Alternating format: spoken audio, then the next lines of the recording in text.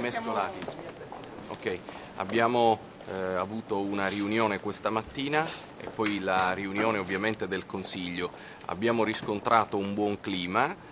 Noi abbiamo giudicato un primo passo questa agenda della Commissione sia per quanto riguarda la rottura di quello che io chiamo il muro di Dublino, sia per quanto riguarda il meccanismo dei rimpatri. Abbiamo ottenuto alcune cose che riteniamo molto positive. La prima, che ci siano tempi certi riguardo la chiusura del meccanismo di riallocazione dei profughi. La seconda questione è quella che il sistema del rimpatrio deve essere sempre più un sistema europeo, perché un sistema europeo è quello che rende più efficace tutto lo svolgimento della procedura di rimpatrio. Non escludiamo missioni in Africa congiunte per riuscire a ottenere la cooperazione con paesi africani che possano darci una mano d'aiuto. Abbiamo detto che sui numeri occorrerà discutere ancora e certamente lo faranno i capi di Stato e di Governo al prossimo Consiglio dei capi di Stato e di Governo appunto. Una cosa che a noi appare importantissima è quella che riguarda la efficacia del sistema di gestione dei cosiddetti hotspot. Gli hotspot si gestiscono bene se vi è un meccanismo di rimpatrio che funziona. Se il meccanismo non funziona, salta tutto il sistema. Abbiamo discusso di tutto questo e ci sono state, sulle questioni che ho appena citato, dei risultati positivi e in alcuni casi delle significative aperture. Okay. Die sehr intensive Diskussion, die wir heute hier unter uns Kollegen hatten, war konstruktiv. Es gibt noch kein Ergebnis, aber es gibt die gemeinsame Überzeugung, dass wir sehr bald eine gemeinsame Lösung brauchen. Ich habe auch von den Staaten, die skeptisch waren, etwa aus mittel- und osteuropäischen Staaten, zum ersten Mal sehr konstruktive Beiträge gehört. Sie gehen dahin, dass diese Staaten sich durchaus vorstellen können, sich zu beteiligen, aber auf freiwilliger Basis, nicht verpflichtend. Und das ist die richtige Richtung.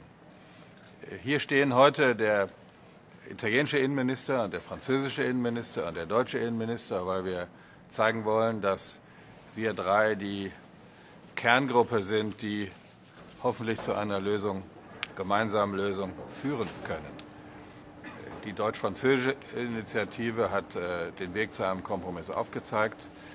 Italien ist einverstanden mit der Methode der Hotspots und der Rückführung, weist allerdings auf noch viele zu klärende Details hin. Das müssen wir sicher noch besprechen.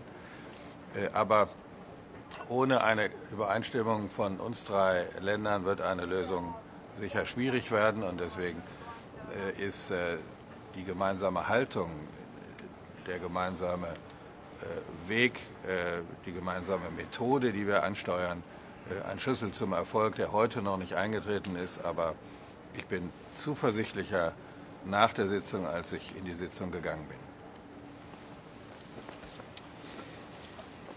Bien, mesdames, messieurs, vous avez devant vous trois amis qui sont confrontés à un problème difficile qu'ils essaient de résoudre ensemble. Et quand il y a la confiance et l'amitié face à des problèmes d'une telle complexité, ça aide beaucoup les choses. Nous avons avec Thomas exprimé depuis plusieurs semaines des propositions. Nous nous sommes rencontrés avec Angelino ce matin et la stratégie qui est la nôtre, c'est bien entendu de trouver des solutions. Des solutions pour des raisons d'abord humanitaires. Nous sommes confrontés à un drame humanitaire et compte tenu de ce que sont les valeurs des pères fondateurs de l'Union européenne, il est normal que nous agissions ensemble pour trouver des solutions à ce drame humanitaire. Et puis nous sommes confrontés aussi à des acteurs du crime organisé qui sont les filières de passeurs et qui organisent sur le dos de migrants vulnérables un trafic abject. Il nous faut démanteler ces filières et lutter contre l'immigration irrégulière.